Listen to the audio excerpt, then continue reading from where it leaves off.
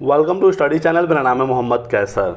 लगातार बीपीएससी की शिक्षक भर्ती पर विवाद बढ़ते जा रहे हैं, लेकिन बीपीएससी अपनी तरफ से कोशिश कर रहा है मामलों को शांत करने के लिए। कल बीपीएससी ने एक अपना कट ऑफ जारी किया पीआरटी माध्यमिक उच्च माध्यमिक का डेट ऑफ बर्थ के साथ कि किस डेट ऑफ बर्थ तक सिलेक्शन हुआ है। जैसे प्राइमरी में यूआर का कट ऑफ 67 गया था, ये तो पहले बता दिया गया था, लेकिन उन छात्रों का ही सिलेक्शन 67 नंबर पर हुआ है जिनका डेट ऑफ बर्थ 22/9/1986 या इसके पहले का था।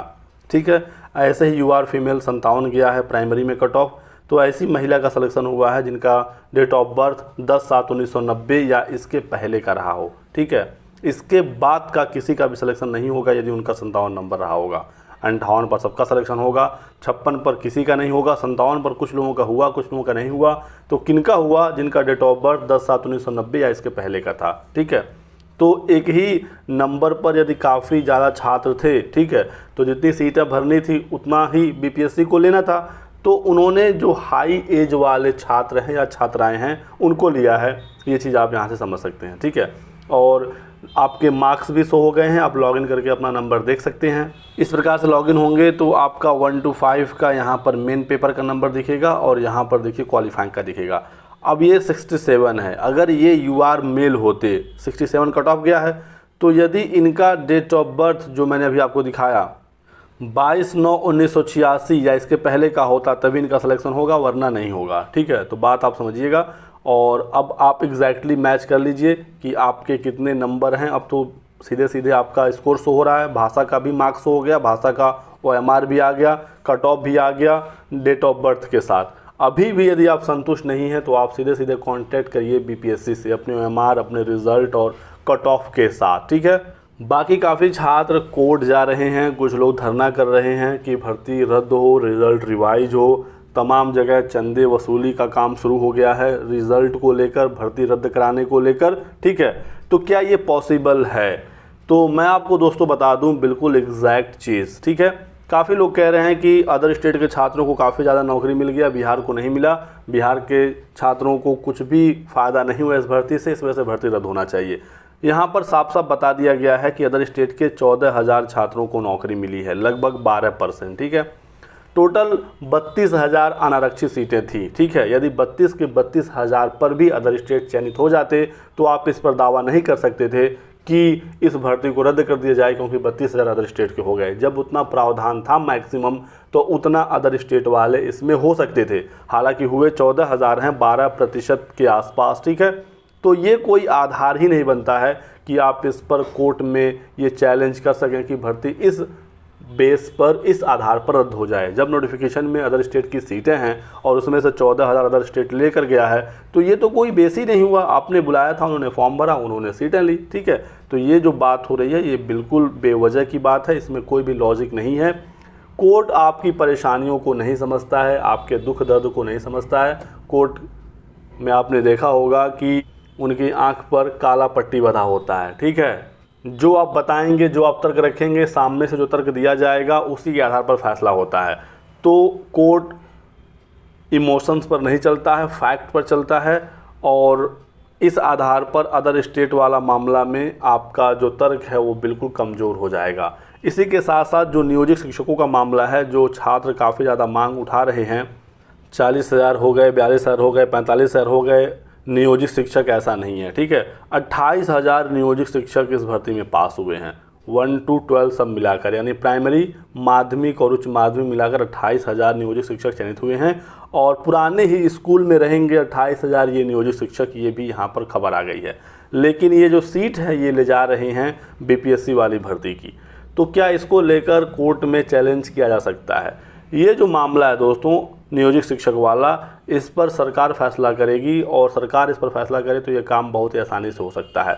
क्योंकि इनको जब आपको पुराने ही स्कूल में रखना है, नियोजित शिक्षकों को उन्हीं के विद्यालय में यदि आप रख रहे हैं, तो फिर इनको उन्हीं की मूल सीट पे भी रखा जाए, ये सरकार को फैसला करना है। और इसको लेकर सरकार पर प्रेशर बनाने की ज़रूरत है, क्योंकि आपने इनको शिक्षक छात्र के अनुपात में पहले भी जोड़ा था। ठीक है, जब ये भर्ती आई थी, जब ये 28,000 लोग पिछली बार चयनित हुए थे। ठीक है, इस बार जब आपने फ्रेश भर्ती निकाली तो इसमें तो इन शिक्षकों को आपने जोड़ा नहीं था, ये तो पहले से ऑलरेडी काम कर रहे थे। आपने छात्र और शिक्षक के अनुपात के हिसाब से भर्ती निकाली, तो एक ही शिक्षक को 2 बार नियुक्ति पत्र देने का कोई मतलब नहीं बनता है, ठीक है। ये तो आरटीई एक्ट का उल्लंघन ही है सीधे सीधे, क्योंकि टोटल 28,000 जो शिक्षक और आने चाहिए थे वो आए ही नहीं, आपने पुराने वालों को फिर से मौका दे दिया।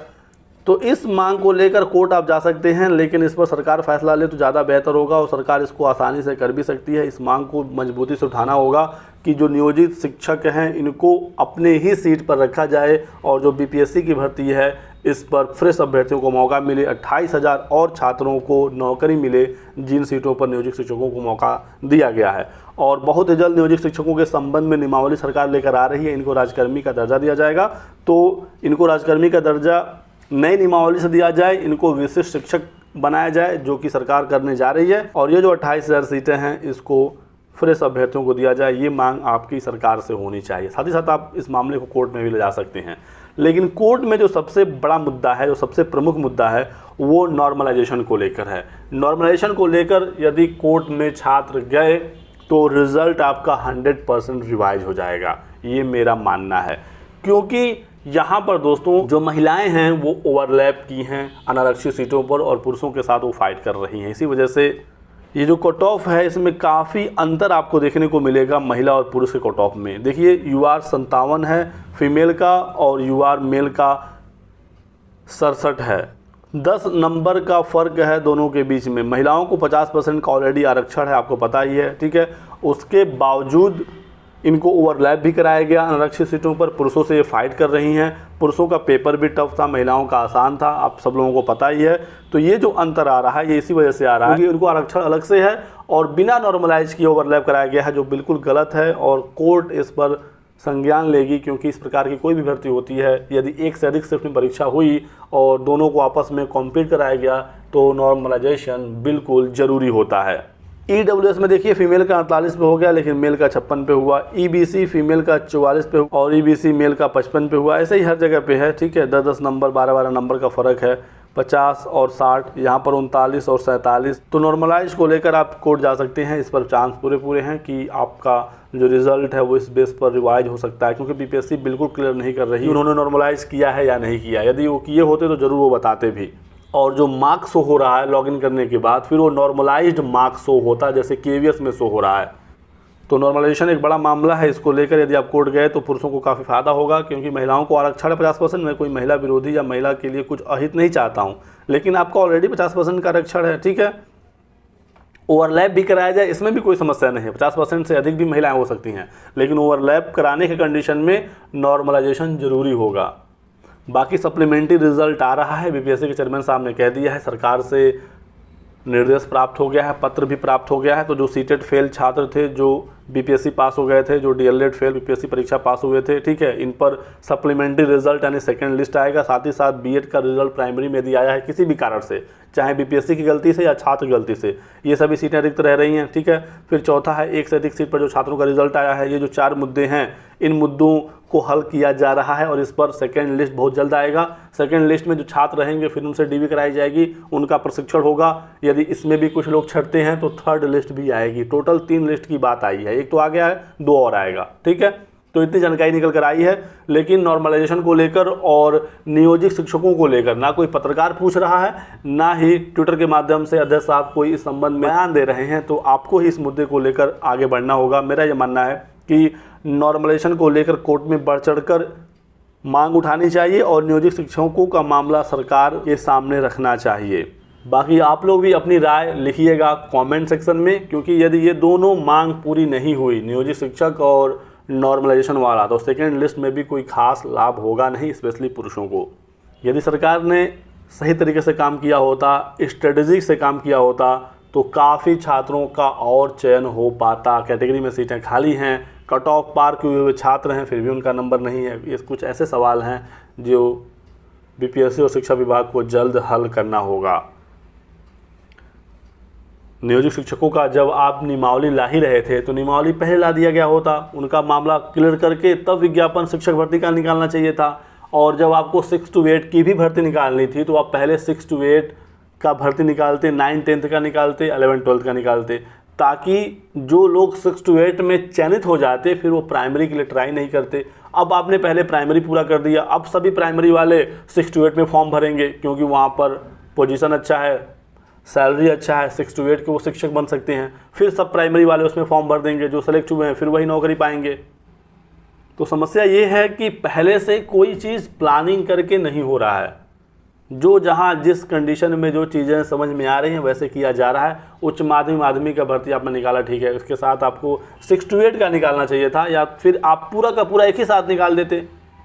लेकिन प्राइमरी का पहले निकालना, 6 to 8 का बाद में निकालना, फिर बात वही होगा कि जो लोग ज्वाइनिंग पाए हुए हैं फिर से उन्हीं को ज्वाइनिंग लेटर बांटा जाएगा।